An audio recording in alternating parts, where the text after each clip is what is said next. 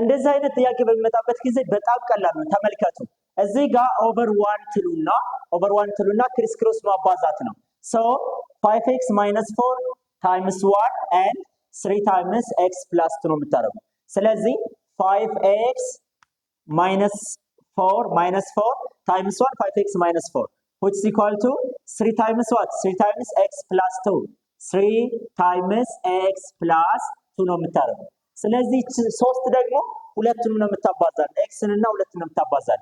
ስለዚህ 5x minus 4 which is equal to 3 times x 3x 3 times 2 6 plus 6 so collecting like term አንድ አይነት ቁሞችን ተሰበስባላችሁ 5x minus ካልኩሌሽን ወደ ስትመጣ ማይነስ ትሆናለች 3x minus 3x which is equal to 6 አራት ደግሞ ማይነስ ነበረች ካልኩሌሽን ወደዛ ስታልፍ ትሆናለች ፕላስ ትሆናለች plus 4 so 5x minus 3x 2x which is equal to 6 plus 4 10 so divided by 2 both sides በሁለቱም ሳይድ ለሁለት ታካፍላላችሁ 2 በ2 ይጣፋል x which is equal to 10 divided by 2 5 so the value of x is 5